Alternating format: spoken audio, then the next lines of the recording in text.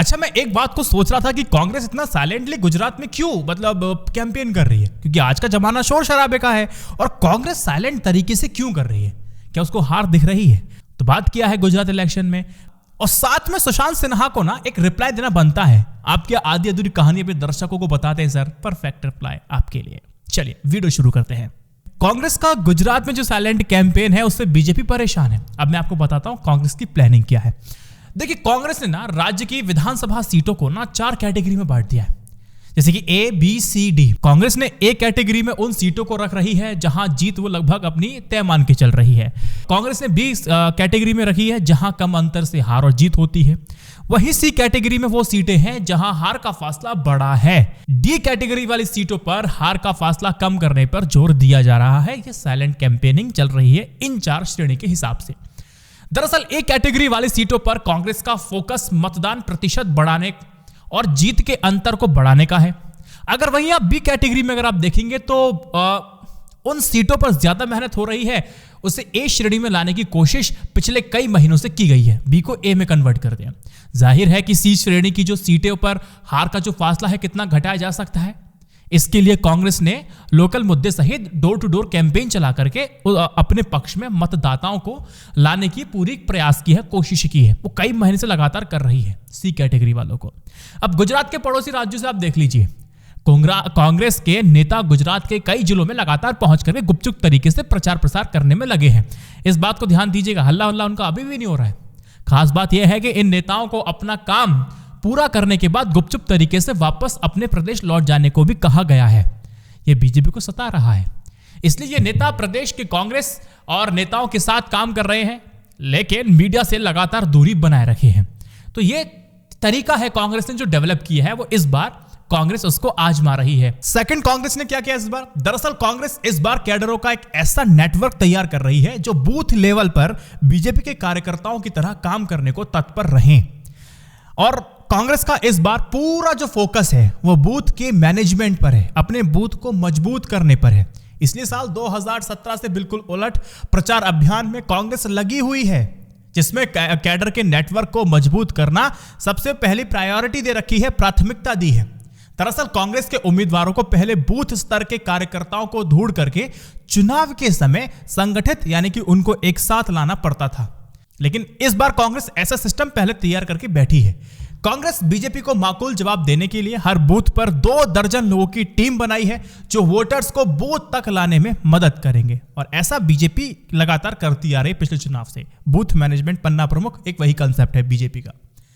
कांग्रेस आदिवासी, दलित और बहुल ग्रामीण क्षेत्र की बैठकों पर ज्यादा फोकस कर रही है। क्या कह सकते हैं कि जिनमें लगभग 100 से ज्यादा सीटें ग्रामीण की हैं, उस पर फोकस बना हुआ है। लेकिन वहीं आम आदमी पार्टी का कहना था कि त्रिकोणीय मुकाबला उन्होंने बनाने का प्रयास किया है और कांग्रेस या फिर बीजेपी के लिए मुश्किल साबित होगा। यह परिणाम आने के बाद सामने आएगा कि कौन सा किसके लिए साबित होने वाला है। लेकिन आम आदमी पार्टी किसको टारगेट कर रही थी? आम आदमी पार्टी जो अर्बन वोटर्स हैं और जो लोअर मिडिल क्लास है, उसमें सेंधमारी जो है ना वो करना चाह रही थी। और गुजरात में आम आदमी पार्टी हिंदुत्व के मुद्दे पर ज्यादा आक्रामक दिखाई पड़ी है। तो यहां पर बेसिक सा कैलकुलेशन देख ले, कांग्रेस किसको टारगेट कर रही है और आम आदमी पार्टी किसको टारगेट कर रही है। परमुटेशन कॉम्बिनेशन लगा लीजिए साहब। आम आदमी पार्टी इस मंसूबे में अगर कामयाब हो जाती है तो उसका खामियाजा इस बार कांग्रेस को नहीं लेकिन बीजेपी को भुगतना पड़ सकता है। बीजेपी पिछले तकरीबन 49% वोट पाने में सफल रही थी, कांग्रेस 41% वोट उसको मिले थे। अगर आम आदमी पार्टी बीजेपी को अगर 10% का नुकसान कर देती है तो प्रदेश की जो परिस्थितियां हैं वो निश्चित तौर पर बदल जाएंगी, पलट जाएंगे, जज्बात बदल जाएंगे। अब देखिए, राज्यों की स्थितियों के मुताबिक आम आदमी पार्टी सुर्खियां तो बटोर रही है, बातें तो लगभग हो रही है, कमेंट सेक्शन में दिखते भी हैं, लेकिन वह वोट कितने झटक पाएंगे ये राज्य के परिणाम पर निर्भर करेगा। इसलिए मैं अभी नहीं बोलूंगा इस पे कुछ भी। लेकिन ध्यान रखिएगा, आम आदमी पार्टी का ना जो नेचर है और जो प्रचार और प्रसार करने का जो एक तरीका है, जो एक पैटर्न है, वो शहरी क्षेत्र में बीजेपी के वोट को खिसकाने में कामयाब होता हुआ दिखाई दे रहा है। और अगर ऐसा होता है तो कांग्रेस को सत्ता में लाने के लिए केजरीवाल एक अहम भूमिका निभाएंगे। दूसरी बात करता हूं, सुशांत सिन्हा जी की बात कर लेता हूं। देखो, इनको रिप्लाई देना बहुत जरूरी भी होता है। सोशल मीडिया पे अपने अपने तरीके से लोग इनको रिप्लाई भी दे रहे हैं। देखिए, जैसे कि एक स्क्रीन शॉट देख लीजिए। सुशांत जी का कहना है कि गांधी जी ने सावरकर की तरह वाइसरॉय को लिखा था कि वो एक नौकर हैं, वो उनके नौकर हैं, लेकिन सुशांत इस पत्र का शीर्षक नहीं बताते हैं।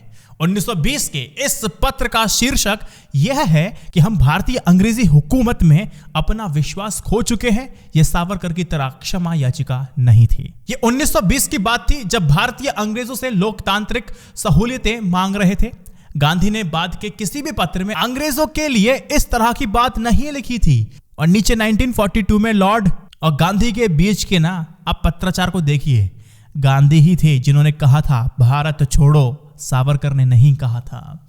1919 में रॉलेट एक्ट के बाद चले एक केस पर गांधी ने माफी मांगने से साफ तौर पर इनकार भी कर दिया था और कहा था कि जो सजा देनी है दे सकते हो।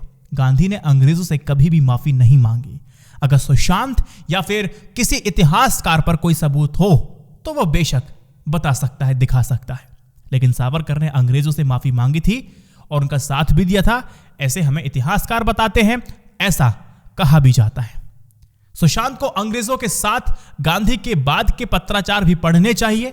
गांधी ने आगे के वर्षों में अंग्रेजों के खिलाफ लड़ाई लड़ते हैं और यह भी कहा कि अंग्रेजों भारत छोड़ो, लेकिन आगे के वर्षों में सावरकर गायब रहते हैं, उन्हें पेंशन भी मिल जाती है। मैं यहां पर सावरकर का विरोध नहीं कर रहा, लेकिन जो तथ्य है वो तथ्य को तो मैं पेश कर रहा हूं। तो कुछ बातें हैं जो कि रिप्लाई के तौर पर देना बेहद आवश्यक हो जाती है। वीडियो को 3 व्हाट्सएप ग्रुप पे शेयर कीजिएगा। जय Hind, Vande Mataram, stay updated, stay educated, सत्यमेव जयते।